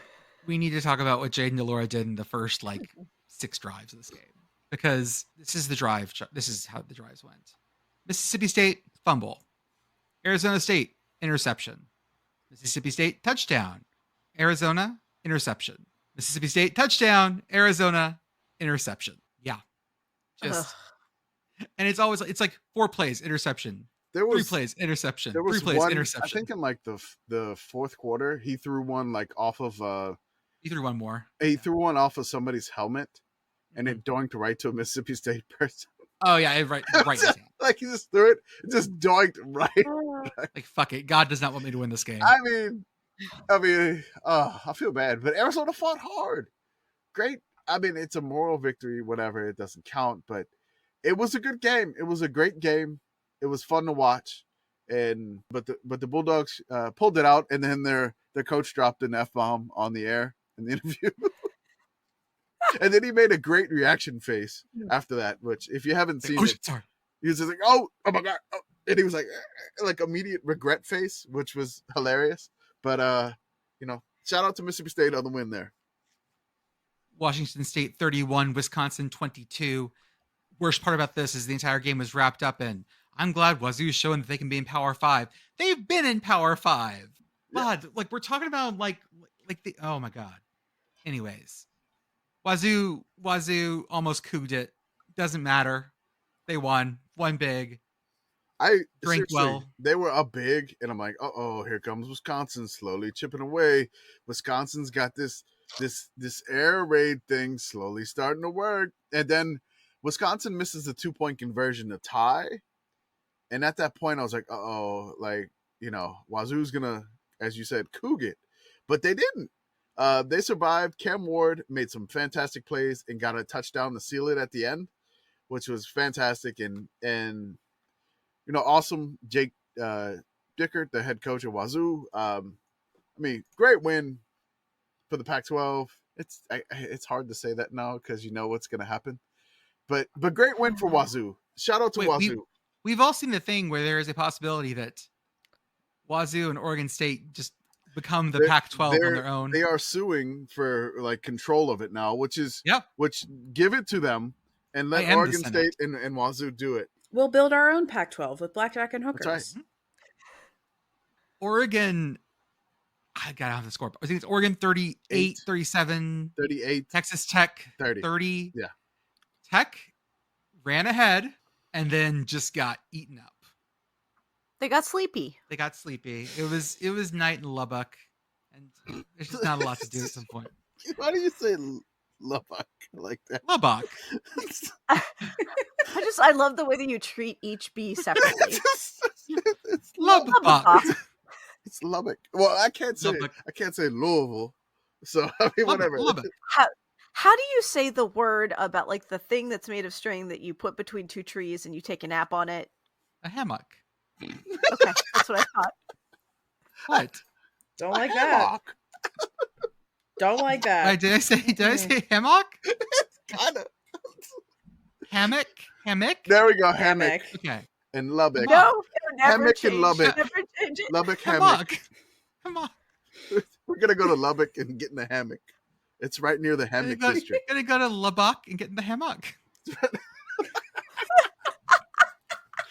Oh my god. Okay. Oh. God. Yeah. Tech. I feel bad for Texas Tech because they've lost 2 heartbreakers to start the season. So I feel bad for their fans. It was a rough one there, but Oregon was able to pull it out. In Lubbock. Gotta say something nice about Marshall. Marshall 31, East Carolina 13. They got palindromed. This was nuts. ECU was up 13-10 after the third quarter, and then Marshall scored 21 unanswered and won 31-13. It was I didn't see this coming out anywhere, really. No. This was a weird game because there was a lot of swings. Like I think Marshall was up 10-0. ECU tied it in 3 plays, 10-10, like out of nowhere. And then ECU went up 13-10. I'm like, okay, I guess ECU's got this. And then Marshall was like, oh no, here comes 21 unanswered. Shout out to the herd. I know Beth hates that though. Oh, you said your nice thing. That's fine. We can move on. A nice thing was said. That was it. Old Dominion 38, Louisiana Lafayette Raging Cajuns 31. All I gotta say is that now they're the commission's favorite team of the week. Congrats, ODU. Congrats, ODU. Shout out to the Monarchs. We appreciate that here on the Sickos Committee podcast. Thank you so much. I saw that score. I'm like, commission's gonna be so happy. ODU. And we quickly go back in time to Friday. Kansas 34, Illinois 23. Kansas looked really good. Kansas looked good. It got a little hairy at the end, but they were able to hold on, and they were able to pull away, which there was some weird ref stuff, and there was an image of a Kansas fan just, I think, giving like double thumbs downs. Oh, yeah, it was just, real big energy. Yeah, real big thumbs down. Really big thumbs down, which the refs were not great in that game. But shout out to Lawrence showing out on a Friday night game. Congrats, Jayhawks, with your angry Jayhawk instead of Leggy Bird or whatever. Which we had an account yell at us about calling it Leggy Jayhawk. They were like, "That is sexy Jayhawk," and I'm like, sexy legs. I'm like, okay, whatever. Sorry. I still no, you know what? No, that is our beautiful leggy boy. I do like calling him Leggy Boy, but Jordan is correct. He does still owe me Fishnet Jayhawk. Ooh. So and Fishnet heels it, yeah. All right. Kamish? Yes. I'm going to read the score for the Lamar ULM game. Okay. Lamar, of course, a member of the United Athletic Conference. No. In FCS. No. They're the Southland, my bad. They're back in the Southland. Back in the Southland. This is going to be ULM 24 and Lamar 14. Yes. You want to get some more separation against these teams, Kamesh. You have to tell Terry. ULM was up 21-0 at halftime. Yeah, they were. Yeah, and then and another team that just shut down. Seriously, if ULM did not get that field goal at the end in the fourth quarter, because Lamar put 14 points up in the fourth quarter. In the third quarter, the end zone went into hibernation. Or was at the scoreboard or whatever. Something went into hibernation, but it was, and then like ULM was like, okay, fine, we need a drive. Here you go. We got the drive, and they executed the offense flawlessly.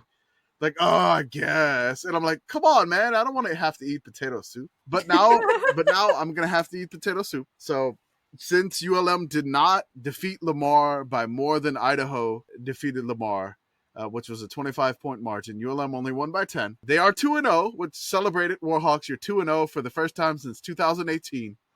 And we all know how that season turned out without a bowl game at 6-6. But yes, let's celebrate it. I will be eating some potato soup. My wife bought the wrong potato soup. Got the good stuff. She got like the HEB meal simple with like ingredients and stuff in it, because I was supposed to get the Campbell's just plain. So I will take a picture of me eating that soup if that's okay, or do I still need to get the Campbell's? I see. On the one hand, I think it's wonderful either way, but I kind of love the idea of you having to go back to the supermarket in 100-degree heat and look at the cashier in their human eyes as you are buying potato soup in that temperature. Okay, so I have to get the Campbell's like condensed potato soup, where you have to like add water to the can or whatever. I mean, ideally you should add cream, but it's gonna be water. Sorry. Oh, yummy! I'm excited for you. That's the rule, right? Y'all said I had to do water. Are you letting me out of that one? Yeah, I think so. Okay, and like I couldn't have any seasoning or bacon bits. No. It's got seasoning. Ingredient list right here, by the way, to get you hyped for this. we got water, potatoes number 2, modified food starch, wheat flour, and contains 2% less of whey, milk, cream, salt, vegetable oil, onions with 2 stars next to it, and I'm not sure what that means. Butter, cream, potatoes, again with 2 stars next to it, not sure what that means. We already had potatoes once. Monosodium glutamate, soy protein concentrate, yeast extract, natural flavoring, and celery extract. Yeah, so my wife got the HEB Meal Simple baked potato soup. Probably has real ingredients. It says it was made with tender potatoes, onions, cream cheese, and uncured bacon. So, and she was just There's like, entirely too much flavor. There's too much flavor. Yeah, that is much nicer soup. Yeah, it's a little bit nicer potato soup, even though it's 100 some odd degrees here in San Antonio. I will soup season. You can have some of that after the Campbell soup as a noontime treat. Sure, I will take a picture of me eating a bowl and put it in the Discord chat of me eating that. My wife was concerned, like, "Hey, no, why did you want the Campbell's? This has better stats."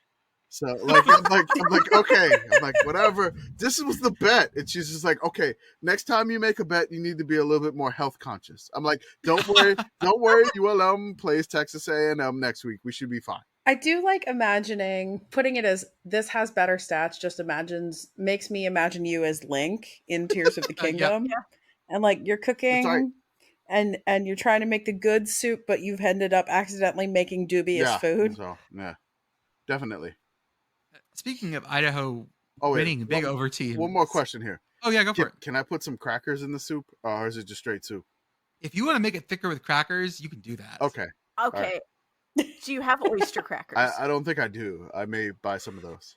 Or some saltines. Saltines would be good for this. I think I have saltines. That'll work. That'll work. I'll crunch them up, whatever. Idaho 33, Nevada. See, now I'm crushing everything. Nevada 6. The Wolfpack are down real bad, guys. And Idaho came in 33-6. Like, you don't want to get beat by an FCS team, but you also don't want to lose like by a normal score to an FCS team.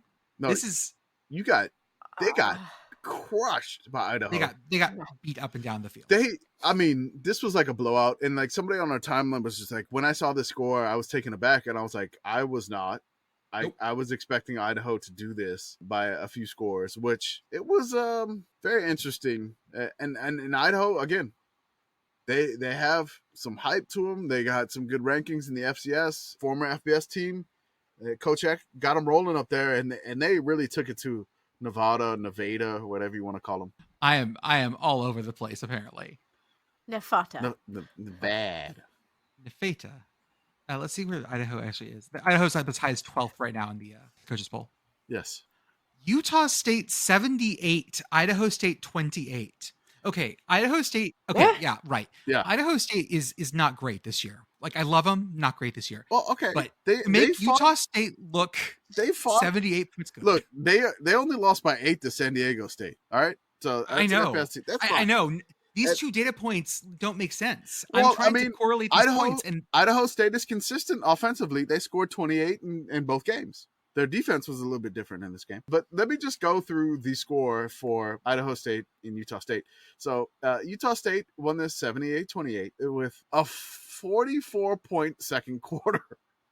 Jesus Christ. All right, here we go. Utah State, second quarter, a touchdown. Okay, there, Pitt girl, trying to get that on your head. It does not All compute. Right. So Utah State has the ball at the end of the first quarter, and then the second play of the first play of the first quarter, 8-yard touchdown for Utah State. Then their next drive after a 3-and-out by Idaho State, 3 plays, a 40-yard touchdown run for Utah State. 4-play punt for Idaho State. Then Utah State goes on an 11-play, 75-yard drive, touchdown, 4 yards. Then they get a pick 6, so now it's 34-7. Then 1 play for Idaho, fumble. Utah State recovers. Then 1 play, 20 yards later, Utah State's up 41-7. 20-yard. 3 plays and a punt for Idaho State. 2 plays, 60 yards, 60-yard touchdown run for Utah State. Idaho State then answers with a 10-play, 75-yard drive to make it 48-14. Then Idaho State, long kickoff return to the Idaho State 20, and they hit a field goal to make it 51-7 at halftime. 51-14 at halftime. I apologize. Idaho State. Incredible. Amazing. Wow. Next up, Morgan State at Akron. Only interesting thing here. Well, first off, Morgan State made this a game, but also Akron has turnover tires. Yes. Love it. It's amazing. You get a turnover and they're just like putting like physical tires around the players' helmet and shoulder pads, which is fantastic. Tires is heavy. I know. Mm-hmm. And then they put 2 tires on the player. Heavy is the head that gets the turnover. Hey, y'all, you remember that team that beat Boston College last week, Northern Illinois? Uh-huh. Mm-hmm. They were fun, right? Yeah. Totally. Rocky Lombardi, right? They lost to FCS Southern Illinois. The Salukis won it 14-11. The Salukis were up 14-0 at the end of the third quarter. NIU gets a field goal. Then they get a touchdown and a 2-point conversion, but they're able to hang on to make it 14-11. And the first FCS over FBS win. I know we already talked about Idaho at NVIDIA, the video card that you get with computers.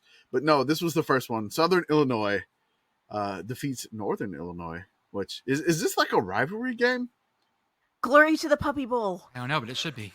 I just appreciate that BC ended up with a transitive loss instead of to an FCS team instead of just losing directly to Holy Cross. I'm going to rewind back to the Utah State thing real fast. 44 points in a quarter. Yes.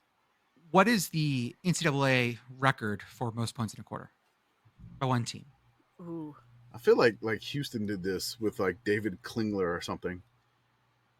It was like 53 points or something. I was going to guess 56. 60? 49. Okay. It's done 3 times. Houston versus Tulsa, Davidson versus Furman, and Fresno State versus New Mexico State. What year was Houston? 68. Oh, okay. So it wasn't even the Klingler or Andre Ware years. Okay. That game also, Houston holds the record for most points scored in one half at 76. Jesus. Oof. What if I offered you this question? Total most points scored in one quarter, both teams. Wasn't that last year, like Houston and SMU? No, it got came close, but oh, okay, all right. It's got to be like it's like 70. Is this like one of those real wild Baylor years? No, this one's weird. Okay. This is 63 points. Okay. Navy 35, North Texas 28. This is 2007. Navy won the game. Of course it's 2007. That makes sense. Navy won the game 74-62. You could give me a million years. I knew. There's no way. To try to come. I never would have guessed. Pointsy Navy. Yeah. I would have guessed. I would have guessed several different teams like 8 or 9 times before I got to Navy once. How does that? Again, not computing. How Navy could possibly ever? Are you sure that's not a basketball score? I know I'm an FBS for sure. Okay. How could Navy possibly even score that many points? When the triple option is I don't working, understand. I gotta find a box score. When the triple option is working, it is working. And North Texas not stopping anything, which they had trouble with FIU this week too. Commish, So. I think we found the next Commish's Corner where you and I read a box score. We just read a box score up and down. Here we go. No, I got stats. Okay. I got stats here. Perfect. Send it to us. We may talk about that one. Navy rushed for 572 yards and passed for 100. That's how they did it. Beautiful. Nice. Okay. Wow. There you go. Fordham 40, Buffalo 37. Got another FCS win. That's great. Bramley overcomes and Buffalo may be bad. This is 2 years in a row that Buffalo has lost an FCS team. Yep. This is my boy Mo Linguist. Oh no, Mo. Buffalo. Yes, his name is Mo Linguist. Oh no, Mo. Oh no, Mo. I can't tell the joke. I can't. Move on. Then Boston College 31, Holy Cross 28. So fucking close, Holy Cross. This one went into delay with about 2 minutes left with Holy Cross driving. The best part this is such a horrible delay for Holy Cross because totally like BC had to was basically punting it back to them, and then Holy Cross had, I don't know, whenever they got the ball after that punt, they would have had a minute 58 to go. And if I don't think there's a weather delay there, maybe Holy Cross pulls this one out. But the weather delay maybe saved them. And then the Holy Cross fans, this was great. The Holy Cross fans running up and down the field along with the BC fans, just running the entire field during with the weather delay. Their asses out. Yeah.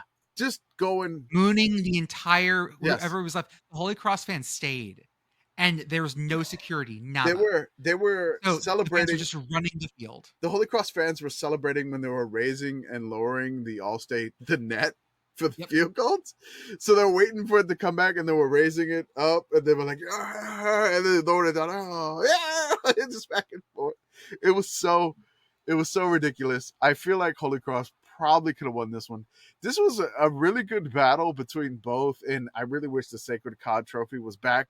Also, shout out to the person in the BC press box who kept tagging us with these videos of the his name, and of the half of the naked ass out fans. Yeah, I was trying to find his name. I think it was Kevin. We retweeted it, so I apologize. I think it named Keep Kevin. Looking. But I'm going to try to find it.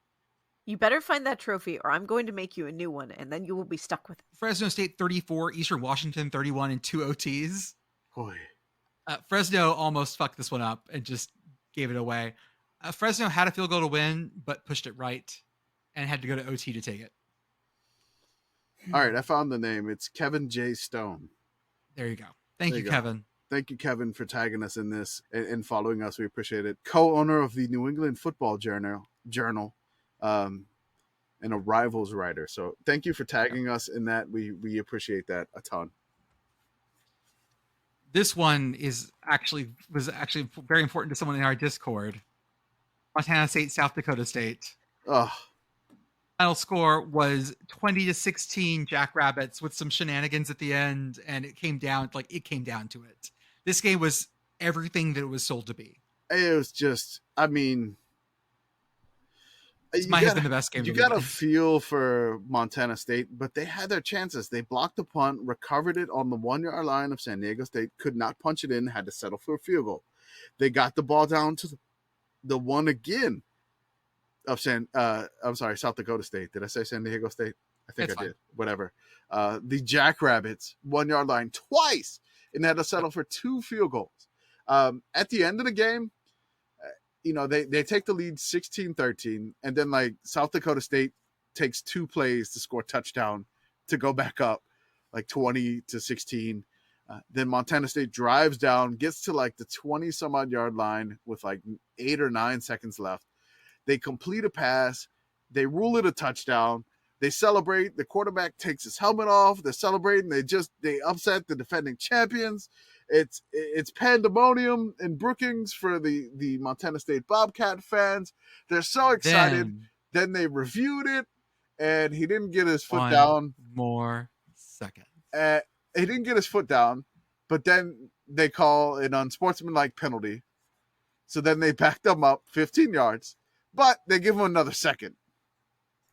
The best thing ever. What more could you want than one more second? So then Montana State, the QB scrambles, throws it up into the end zone. He gets hit as he throws it, and it just falls like short at like the 1 or 2 yard line and incomplete. Montana State, you had your chances.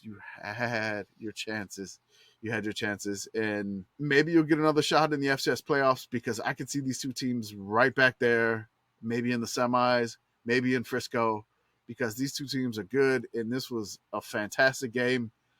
What a battle. This is a 1 versus 3 game in week 2. Yeah. God, I love FCS. This is amazing. So since we're done with the FCS versus FBS thing that we've done here, so I want to give a shout out to Youngstown State, the Penguins. Yeah. Right? They beat the spread against Ohio State. So shout out for doing that. I was like, what are you going to say? They beat what? The spread. Beat the spread. After the game, the final score was Ohio State 35-7. After the game, Ryan Day said that the reason they didn't score more than 35 on Youngstown State was due to the new clock rules. And due to the new clock rules, they didn't have enough time to score more than 35 points versus Youngstown State. So let me give you all the teams that scored more than 35 points on their opponent this week and had no problem with the clock rule. So here we go. We're going to start on Thursday. So I'm going to try to say them as fast as possible. Louisville, Indiana, Georgia, Florida State, USC, Washington, Notre Dame, Oregon, Kansas State, Oregon State, North Carolina, Duke, Miami, Clemson, Army, Georgia Tech, Central Michigan, Bowling Green, BYU, Michigan State, Syracuse, Toledo, San Jose State, West Virginia, Georgia Southern, ODU, Fordham, FIU, La Tech, Western Kentucky, South Florida, Rutgers, TCU, New Mexico, and Utah State. Bro, you got outscored by Rutgers. I just have one thing to say about the Charleston Southern Clemson game. If you guys will go into the chat and scroll up a little bit, I dropped the point this game ended Clemson a bunch, Charleston Southern not a lot. But that doesn't show that going into the half, I think Clemson scored right after this, but like going into the half, they were tied 14-14. No, it wasn't tied for it. It was 24-17 at halftime. This was at the end of the first quarter. Oh, into the first, my bad. Into the first, yeah. And so first downs, Charleston Southern 0, Clemson 12. Total yards, Charleston Southern 6, Clemson 198. Passing 5 to 134, rushing 1 to 64, and time of possession 3 minutes and 20 seconds to 11 minutes 26, and the game is tied. Efficiency. I mean, Charleston Southern, again, shout out to Charleston Southern. I know the second half did not go well because I think the final score was like 66-17. Oh, it was. Yeah, it does not matter. I mean, the second half, whatever. No, it doesn't matter. That was not funny. No, but the thing is, like, I tweeted, I was like, I know every game's a different story, but Charleston Southern could only manage 13 points against Division II North Greenville, but they got 17 against Clemson, and they were within one possession at halftime. So shout out to the Bucks, the Buccaneers of Charleston Southern. Shout out to them. And I mean, that's a memorable game. The second half didn't happen in your mind, in our mind either. So shout out to only losing to Clemson by 7. So that's what happened. Shout out to Clemson evidently being a turnover machine. Also. Just the worst. Who knew? Davidson, a Pioneer League FCS team, ended up dropping a game to a D2 school, Barton Colleges. Congratulations, Barton. And then we got a note from D3 Susquehanna that they finished a game that was 6-5. And they had a graphic ready to go. Yep. The last time Susquehanna football played a game where either team finished with 5 points was 1909. That's when a touchdown was. Central PA stand up. That's when a touchdown was worth 5. Yeah, they hit a game-winning 18-yarder with 2 seconds remaining to win the game.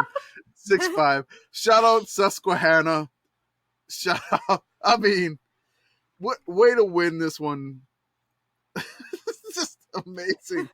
What a win. 6-5. We got to give it a shout out there. Just amazing there.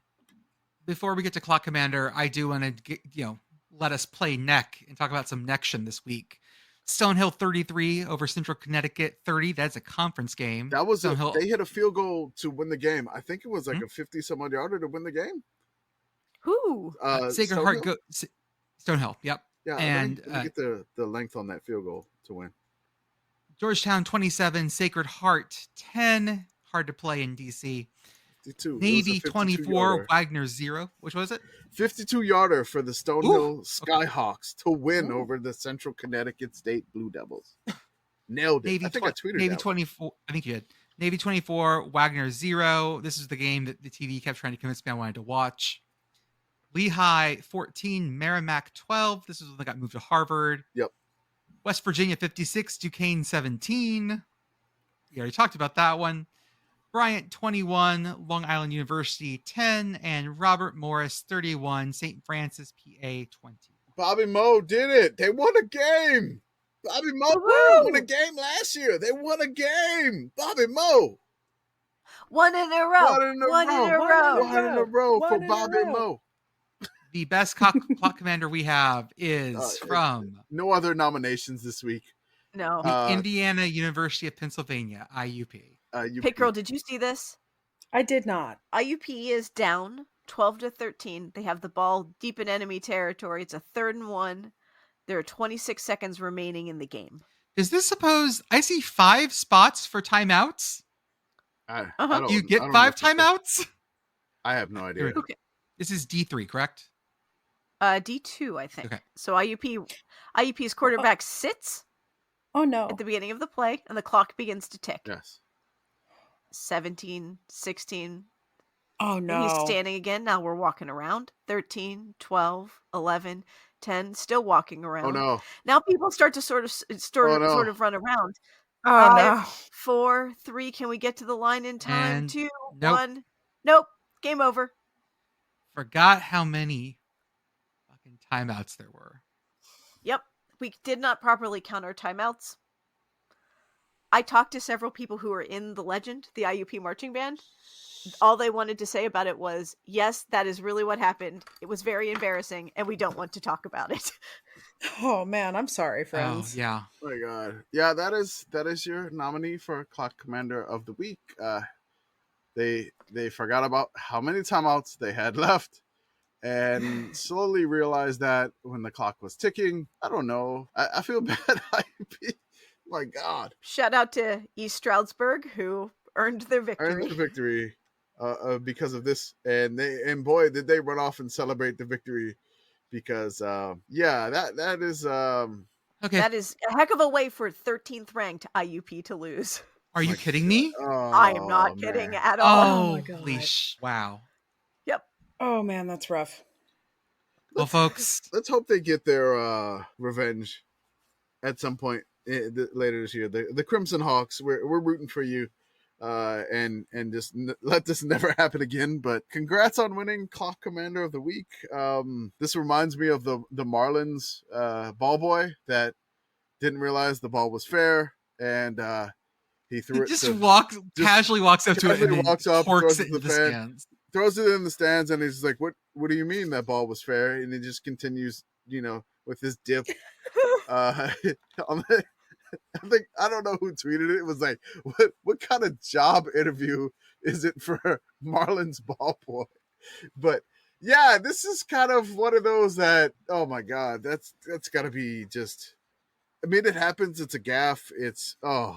But shout out to East Stroudsburg for winning the game. Folks, that's all we got for tonight. But Tuesday's going to be here because I'm sorry. No. We're in a weather delay. We have to cancel the rest of the podcast is over. Weather delay. We cannot finish the podcast from here. It's over.